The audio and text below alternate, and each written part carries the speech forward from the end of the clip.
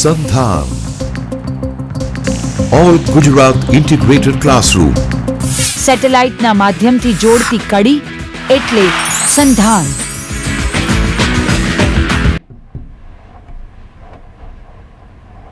नमस्कार।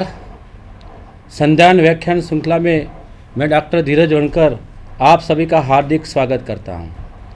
जैसे कि विद्यार्थी मित्रों, हम जानते हैं कि संधान के इस कार्यक्रम में हिंदी के इसके पहले कई व्याख्यान हो चुके हैं, जिसमें भारतीय काव्य शास्त्र से संबंधित रस, अलंकार, शब्द शक्ति आदि विषयों पर विद्वानों के व्याख्यान हो चुके हैं।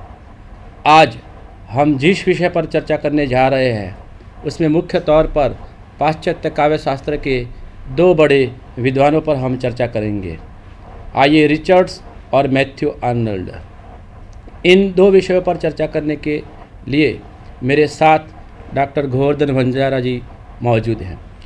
Doctor Govardhan Banjara HK arts college Ahmedabad के हिंदी विभाग में अध्यक्ष के रूप में सेवारत हैं।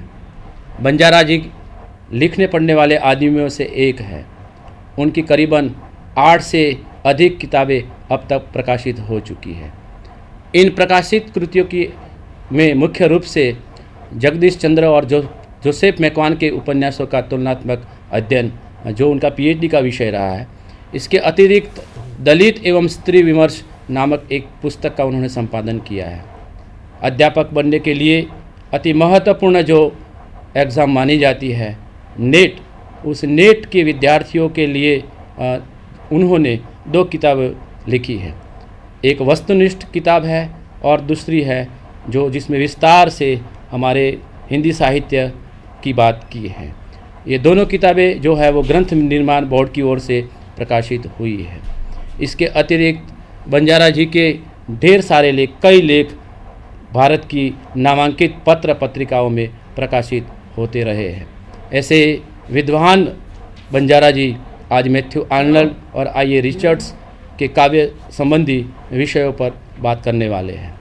मित्रों, इसके पूर्व हम लोगों ने देखा कि प्लेटो, वर्ड्सवर्थ, कोलरिज ऐसे विद्वानों पर चर्चा हो चुकी है। इसी व्याख्यान की श्रृंखला को आगे बढ़ाने के लिए आज डॉक्टर गोवर्धन बंजारा और मैं मैथ्यू आर्नल्ड और I.A. रिचर्ड्स पर कुछ बात करेंगे। जैसा कि हम जानते हैं, मैथ्यू आर्नल्ड जो हैं वो मैथ्यू आर्नल्ड 19वीं शताब्दी का एक महान कवि और समर्थ आलोचक था। पाश्चात्य साहित्य जगत की बात करें, पाश्चात्य साहित्य मीमांसा की बात करें तो मित्रों, हम भली भांति परिचित है कि मैथ्यू आर्नल्ड जो है एक महान कवि और तत्कालीन समाज का एक समर्थ, एक अच्छे आलोचक के रूप में जाने जाते हैं, माने जाते हैं। मैथ्यू आर्नल्ड के जीवन पर अगर हम एक दृष्टि डालें तो मैथ्यू आर्नल्ड का जन्म सन 1822 में हुआ था और जब तक उनके व्यवसाय की बात की जाए तो मैथ्यू आर्नल्ड व्यवसाय से अध्यापक रहे हैं और अध्यापक होने के नाते साहित्य से उनका लगाव बहुत रहा है। और जो व्यक्ति अध्यापक हो, स्वाभाविक बात है, लिखता है, पढ़ता है, साहित्यिक कृतियों का मूल्यांकन करता है।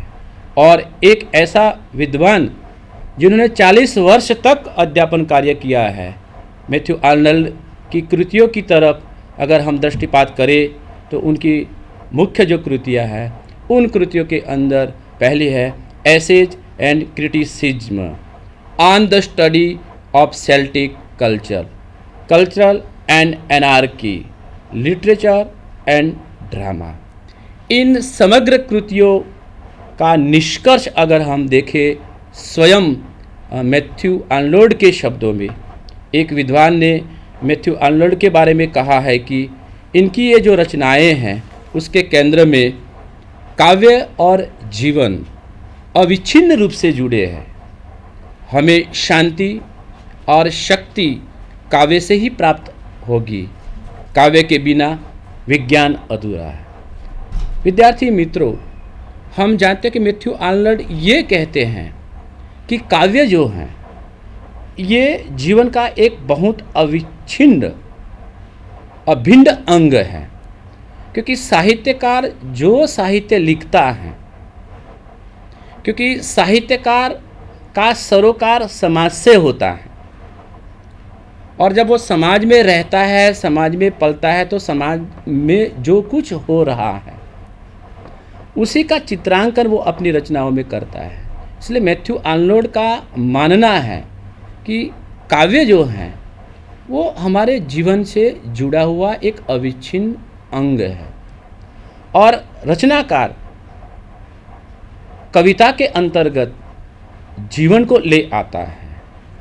मैथ्यू आर्नोल्ड को समझने से पूर्व मैथ्यू आर्नोल्ड जिस समय में अवतरित हुए थे उस समय की परिस्थितियां कैसी थी।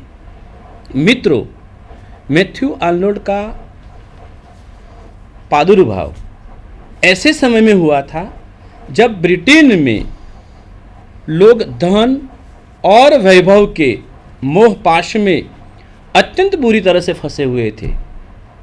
धन और वैभव के सामने ब्रिटेन की तत्कालीन जनता, वहाँ के लोग, उनके सामने अन्य जो चीज़ें थी जैसे कि साहित्य हैं, कला हैं, संस्कृति हैं, इससे ये लोग विमुख हो रही थी जनता।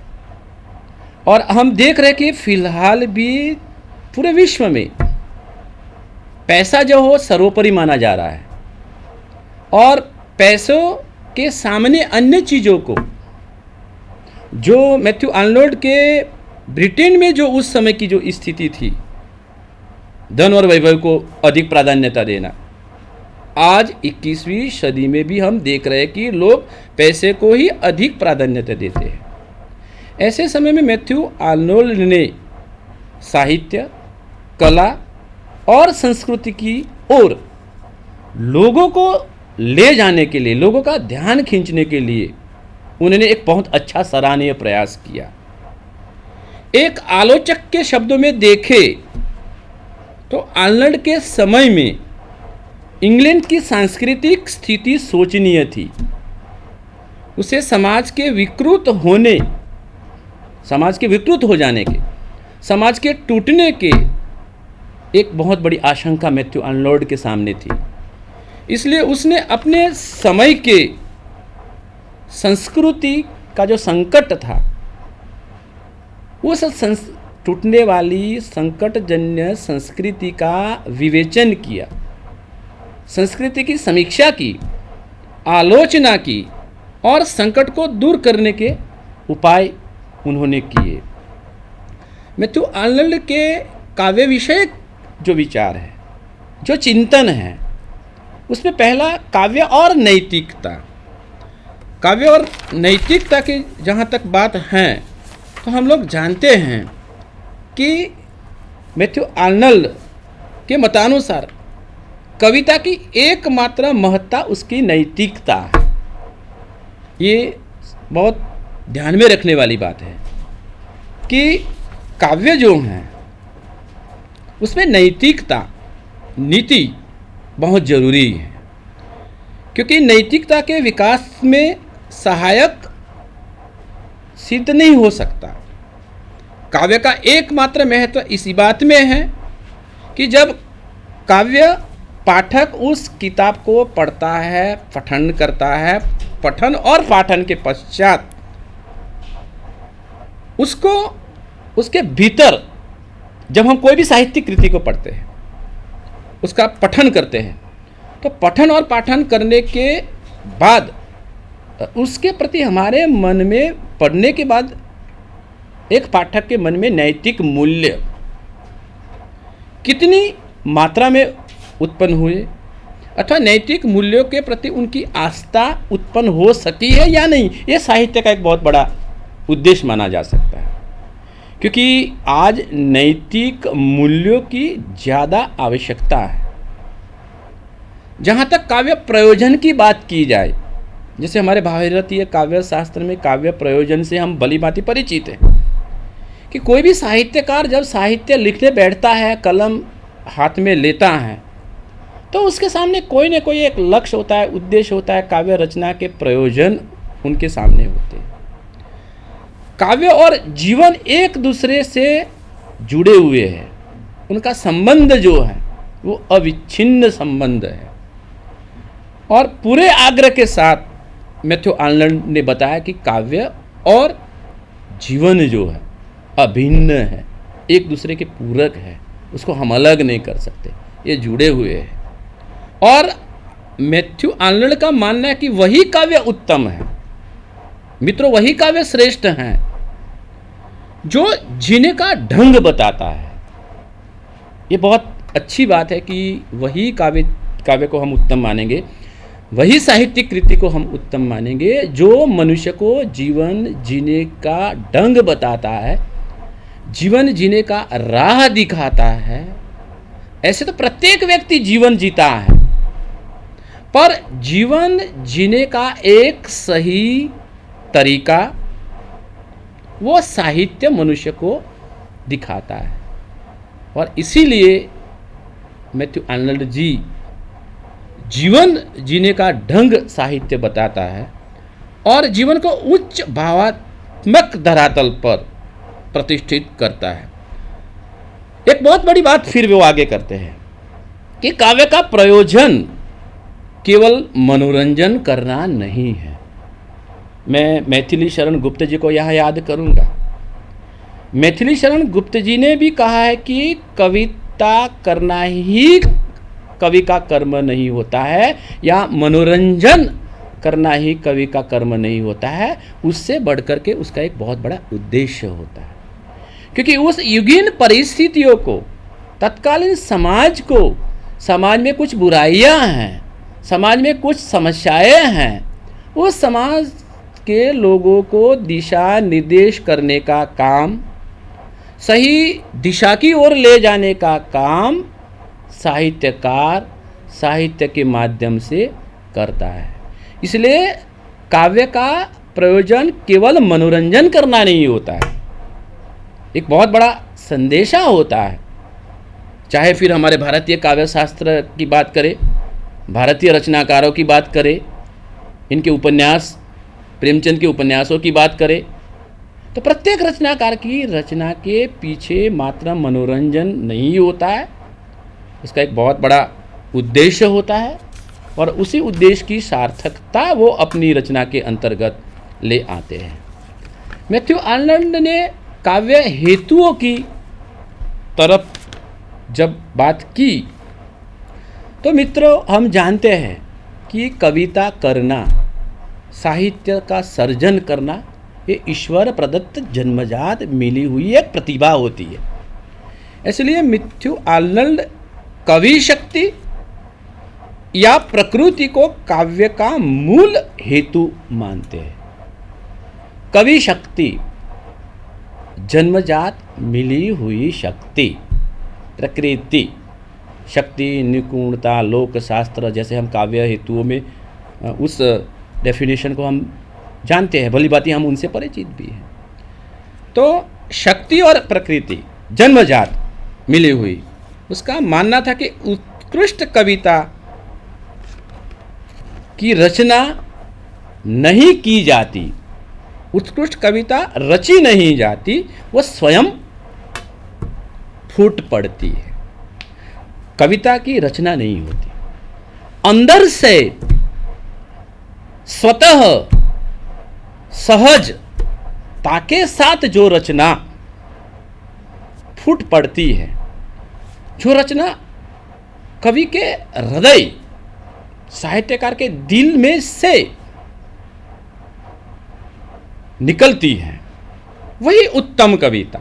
वो रची नहीं जाती, वो फूट पड़ती है अंदर से, स्फुरना, स्वतः। ये हेतु की बात करते हैं। जैसे कि हम देखते हैं कि शैली की जब मैथ्यू आर्नल्ड बात करते हैं तो गद्य और पद्य, गद्य में रचना लिखने की बात कुछ लोग करते हैं, लेकिन आर्नल्ड जी का मानना है कि गद्य शैली में लिखी गई कविता का जन्म जो होता है वो मस्तिष्क से होता है। मैथ्यू आर्नल्ड जी काव्य की समीक्षा के 3 पहलुओं की ओर हमारा ध्यान खींचते हैं। जो हम काव्य की समीक्षा करते हैं, विवेचना करते हैं, आलोचना करते हैं। 3 मूल्यांकन पद्धतियों का जिक्र उन्होंने किया। इसमें पहला जो मूल्यांकन पद्धति है, उसमें पहली पद्धति है ऐतिहासिक मूल्यांकन। मित्रों, किसी कवि या उनकी कृति का जब हम मूल्यांकन करने बैठते हैं, कवि है, कवि की कृति है, इनकी रचना है, उसका हम मूल्यांकन करने के लिए बैठते हैं, तो सबसे पहली बात यह कि उसके युग का अध्ययन आवश्यक है। कालिदास किस समय में पैदा हुए थे, प्रेमचंद जी जिस समय में पैदा, वहाँ का भारतीय परिवेश कैसा था, मैथ्यू आर्नल्ड जिस समय में इस दुनिया में अवतरित हुए तो उसके समाज का परिवेश कैसा था, और वो भी ऐतिहासिक युग का अध्ययन आवश्यक है। युग के अध्ययन का आशय है ऐतिहासिक पृष्ठभूमि में काव्य का अध्ययन करना। वैयक्तिक मूल्यांकन दूसरी पद्धति है। मैथ्यू आर्नल्ड जी वैयक्तिक समीक्षा को भी समीक्षा का गलत ढंग मानते हैं। वैयक्तिक जो समीक्षा को आर्नल्ड जी गलत ढंग बताते हैं। क्यों गलत कहते हैं? तो वो कहते हैं किसी कवि को कोई कृति इसलिए उच्च कोटि की या निम्न कोटि की लग सकती है कि कवि के साथ उसका संबंध अच्छा या बुरा है। एक आलोचक किसी रचनाकार की रचना की आलोचना करता है, मूल्यांकन करता है, तो हो सकता है कि रचनाकार के साथ उसका रिश्ता संबंध अच्छा हो तो उसकी वाहवाह करेगा, उसकी तारीफ करेगा, आलोचना में सराहना शब्द का प्रयोग करेगा। अगर किसी रचनाकार की रचना या उसके साथ उनका